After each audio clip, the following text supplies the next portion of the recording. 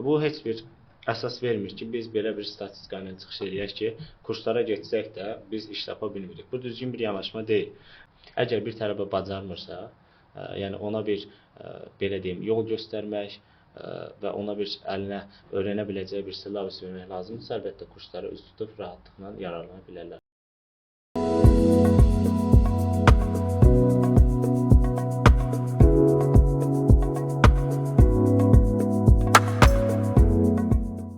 Bugünkü podkastımızın xüsusi qonağı Bakı Texnologiya Mərkəzinin təlimçisi və kiber təhlükəsizlik üzrə peşəkar mütəxəssis Sənan bəydir. Sənan bəy, xoş gəlmisiniz. Xoş gördük. Sənan bəy, bu qədər fərqli sahələr olduğu halda niyə kiber təhlükəsizlik? Kiber təhlükəsizlik sahəsi maraqlı sahədir, məsuliyyətli sahədir, biraz da əyləncəli sahədir. Ona görə deyirəm elə bu sahə. Nəyə görə indi bunları bir-bir dediklərimi əsaslandırmağa çalışacağam. Əyləncəlidir ona görə ki, daim fərqlilik, daim yenilik, daim yeni inkişaf tendensiyası görürsünüz özünüzdə də, sahədə də. Buna görə əyləncəlidir, maraqlıdır. Dinamikdir. Nəyə görə? Sahə inkişaf edir, texnologiya inkişaf edir, hücum metodları, hücum vektorları dəyişir. Və onunla qarşı mübarizə və ya tədbirlər görmək, preventiv tədbirləri görmək öz-özlüyündə inkişaf və məsuliyyət və əyləncə gətirir. Ona görə mən deyirəm elə bu sahə, gənclərə də tövsiyə edirəm bu sahəni. Amma bir şərtlə ki, bu sahəyə maraq və məsuliyyəti özlərində hiss edərək başlamaq lazımdır, çox əhəmiyyətlidir. Bəs sizin bu sahəyə marağınız lap kiçik yaşlarınızdan gəlir? Lap kiçik yaşlarımdan texnologiyaya maraq bəli var idi məndə, amma bu sahəyə maraq məndə bakalavr təhsili müddətində yaranıb. Bu sahəyə ümumiyyətlə texnologiya sahəsində hər bir uşaq kimi mənim də marağım olub. Kompüter oyunları, nə bilim elektronika, bu maraqlar olub. Amma bakalavr təhsilimi sırf 2018-ci ildə mən Bakı Mühəndislik Universitetindən sistem mühəndisliyi ixtisasına qəbul olmuşam. Elə həmin illərdən etibarən mən bu informasiya texnologiya sahəsinə marağım yarandı. Və mən başladım əvvəllər proqramlaşdırma ilə məşğul olmağa. C# dili üzrə məşğul olurdum. Sonra bir müddət hardasa il, yarım, 2 il mən bu sahəni davamlı olaraq özümü inkişaf etdirməyə başladım. Amma gördüm ki, bu sahə məndə artıq alınmır. Mən bu sahəyə bağlana bilmirəm. Ona görə kiber təhlükəsizlik istiqamətində addımlamağa başladım. Elə deyərəm o illərdən etibarən də mən kiber təhlükəsizlik sahəsinə artıq bir əminliklə deyə bildim ki, mən bu sahəni istəyirəm. Ondan sonra davamlı olaraq magistr təhsilimi də kiber təhlükəsizlik üzrə almışam Texnik Universitetdə. Hal-hazırda da fəlsəfə doktor proqramı üzrə təhsil alıram İnformasiya Texnologiyaları İnstitutunda, yenə informasiya təhlükəsizliyi ixtisası sahəsində. Mən də biraz bu sahə ilə maraqlanmışam, bu kiber təhlükəsizlik haqqında. Çox az olsa bilgim var. Mənim bildiyimə görə bu kiber təhlükəsizlik sahəsində iki anlayış var. Hücum və müdafiə. Bəli, Red Team, Blue Team. Bəs bir sual soruşum. Red Team-in uğuru Blue Team-in zəifliyidir? Ümumiyyətlə, bu sahə bir ümumi sahədir. Kollektiv yanaşmanı təmin olunması lazım olan əsas sahələrdən biridir. Nə mənada deyim? Məsələn, bir ölkənin kiber təhlükəsizliyinin qorunmasında bütün vətəndaşların, bütün hər kəsin, yəni bu sahədə dəstəyi vacibdir. Eynilə şirkətlərin də kiber təhlükəsizliyinin qorunması üçün bütün əməkdaşların, fəaliyyət sahəsindən asılı olmayaraq, bütün əməkdaşların bu sahə ilə məşğul olması əhəmiyyətlidir. Ona görə də biz ümumiyyətlə kiber təhlükəsizlik sahəsi istiqamətində fəaliyyət göstərən qruplar arasında biz Red Team, Blue Team, Purple Team, digər timlər deyirik. Bu timlər arasında bir mübarizə və qarşılıqlı, yəni davadalaş yoxdur. Əslində heç kimin zəifliyi, heç kimin uğuru və heç kimin uğuru, heç kimin zəifliyi kimi qələmə vermək düzgün deyil. Red Team-in boşluqları tapması, zəiflikləri tapması Blue Team üçün dəstəkləyicici bir amildir. Nəyə görə? Çünki biz əgər Red Team bizə boşluqları bildirməsə, biz o boşluqların aradan qaldırmaq istiqamətində işlər görə bilmərik. Red Team bizə, sahəmizə, bizim perimetrimizə, bizim avadanlıqlarımıza bir hacker gözündən baxır və bu gözlə baxdığına görə də biz o zəiflikləri daha erkən görə bilirik və qarşısını ala bilirik.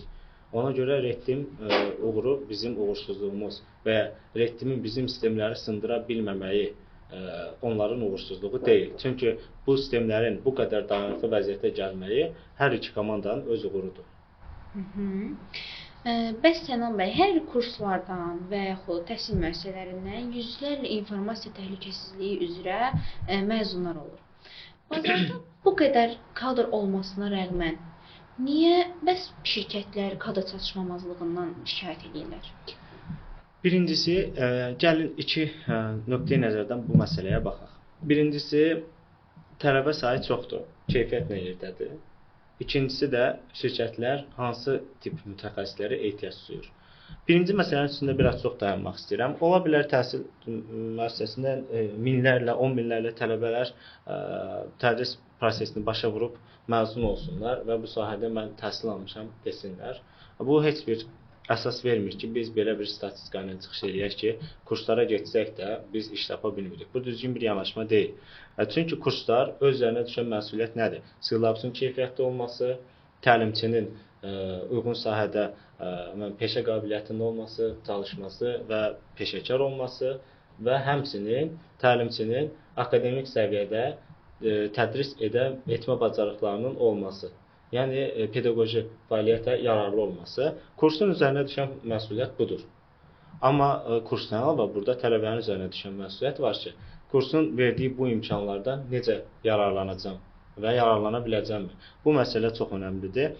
Mən başda birinci sualda vurğuladım ki, bu bir həvəs və məsuliyyətli işdir bu sahəyə başlamaq. Əgər bir tələbənin bu sahəyə marağı, həvəsi yoxdursa, sırf sadəcə bu sahənin adını eşitmişəm, mənə biraz maraqlı gəlir. Gedim görüm nə danışırlar. Yəni beyni ilə dərslərə qatılırsa əlbəttə uğurlu olmayacaq və ondan sonra da iş tapa bilməyəcək. Mən və burada şirkətlər də qınamaq düzgün deyil. Şirkətlər əməkdaş götürür ki, onların həmin sahədə defisiti tamamlansın. Amma o tədris müəssisəsi deyil, elmi müəssisə deyil, kurs deyil ki, təlimdən gəlib onları bu sahədə inkişaf etdirsin. Şirkətlərə lazımdır ki, onların fəaliyyətləri icra olunsun. Yəni, əmək fəaliyyəti işçinin üzərinə verilsin və onların qarşılığında işçiyə əmək haqqı ödəsin. Əgər bunları eləyə bilmirsə, bu işçini götürməyəcək və belə bir defisit yaranacaq. İkinci məsələ odur ki, nə ola bilər bu sahədə? Deməli, bilirik ki, sahə bizdə artıq ölkədə yeni, gənc bir sahədir və bu hələ ki bütün şirkətlər bütünlüklə kiber təhlükəsizlik komandaları yığmayıblar. Və yenilikcə bu sahədəki komandalar, qruplar yaradılmağa başlayır şirkətlərdə bir struktur olaraq. Yaradıldıqda, baxın, bir sahə yenidən yaradılırsa, başlayırsa, ən birinci bu sahənin mütəxəssisləri cəlb olunur ki, onu müəyyən bir yetkinlik səviyyəsinə çatdırsın. Ondan sonra rutin nəzarət və rutin işlər keçir bu kiçik mütəxəssislərin üzərinə. Ona görə bu sahədə kadr çatışmazlığı var. Yəni bizə peşəkar kadrlar lazımdır bu sahəyə başlamaq üçün. Kiçik mütəxəssislər deyil.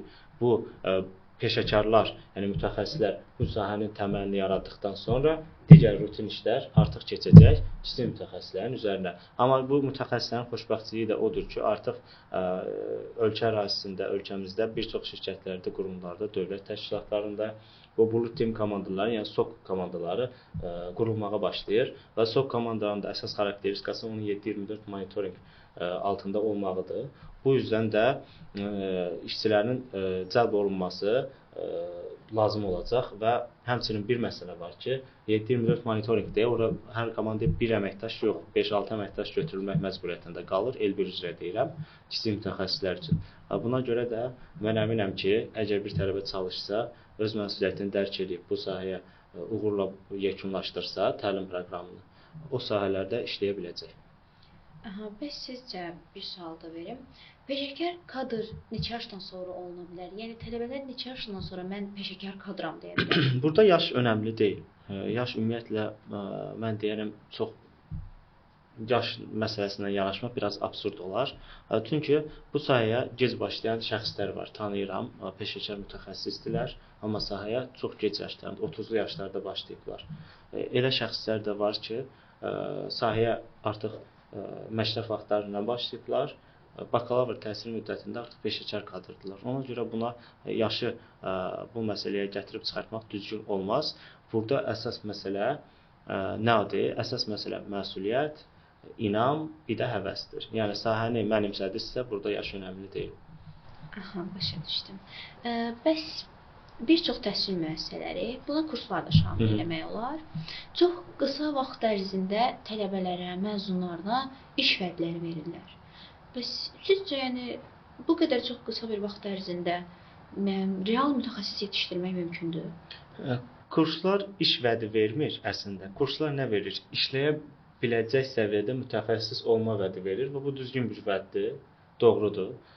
Mən başda dedim, kursun məsuliyyəti sillabusun keyfiyyətli olmağı, tədris prosesinin keyfiyyətli olmağı və bu tədris materiallarının keyfiyyətli olmağıdır.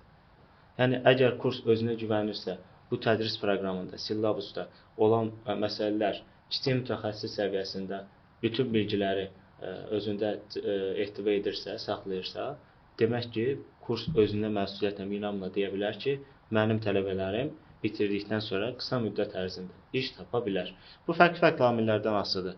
Həmin andakı işçi tələbatından, həmin andakı tələbənin hazırlıq səviyyəsində müxtəlif amillərlə asılı ola bilər. Ona görə də mən burada kurslara yanlış deyirlər deyə bilmərəm. Yenə də məsuliyyət tələbənin üzərindədir. Siz akademik sahədə fəaliyyət göstərirsiniz. Bəs Azərbaycanda yəni kiber təhlükəsizlik üzrə elmi dərəcəli mütəxəssislər niyə azdır? Elmi dərəcəli mütəxəssislər niyə azdır? Bu sahə, baxın, bizdə prioritet bir sahələrdən olmayıb, aktual sahələrdən olmayıb və getdikcə inkişaf etməyə başlayıbdır. Ona görə belə kənardan az görünə bilər. Amma mən deyərəm ki, artıq mən başda vurğuladığım kimi fəlsəfə doktor proqramı üzrə təhsil alıram İnformasiya Texnologiya İnstitutunda və mənim ətrafımda kadrların, mütəxəssislərin, bu sahədə olan mütəxəssislərin sayı çoxdur. Yəni, az görünə bilər, amma əslində çoxdur. Bu sayədə kifayət qədər peşəkar, kifayət qədər yəni, mütəxəssis səviyyəsində şəxslər var. Amma onlar peşə fəaliyyətini bu sahə olaraq seçməyiblər. Yəni, hər hansı bir X şirkətində kiber təhlükəsizlik üzrə mütəxəssis deyirlər. Amma bu sahədə kifayət qədər məqalələr var, kifayət qədər perspektivli jurnallarda çap olan elmi işləri var, elmi əsərləri var. Yəni, bu sayədə mütəxəssislər var, yetəri qədərdir və inkişafda yəni, getdikcə də mütəxəssislərin sayı artır. Ona görə bu demək olmaz ki, bizdə mütəxəssislərin sayı azdır. Amma var, amma yenə də inkişaf etməlidir, artmalıdır. Bizim Bakı Texnologiya Mərkəzindən məzun olan tələbələr sizcə bazarın mütəxəssis öhdəliklərini qarşılayırlar? Bəli, mən demək olar ki, az öncə bu iki sualda cavabladım bu məsələni ümumi olaraq. Amma deyim ki, Bakı Texnologiya Mərkəzinin hal-hazırdakı mən bulletin üzrə deyə bilirəm.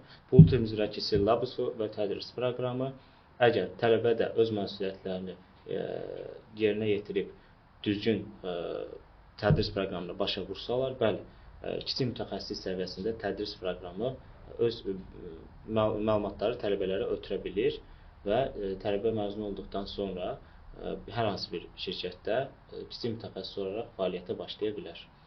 Aha. Bəs kursumuza yeni gələcək tələbələr üçün tövsiyələriniz nə olardı?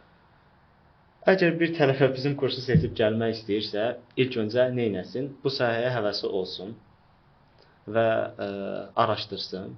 Yəni, hər şeyi kursun öhdəliyinə buraxmasın. Və mən, məsələn, sahəni seçib gəlsin. Sahəni seçib gəlsin ki, mən bulletin üzrə fəaliyyət göstərmək istəyirəm, reddim üzrə fəaliyyət göstərmək istəyirəm və kursa gəldikdən sonra təlim proqramı da ona uyğun qatılsın.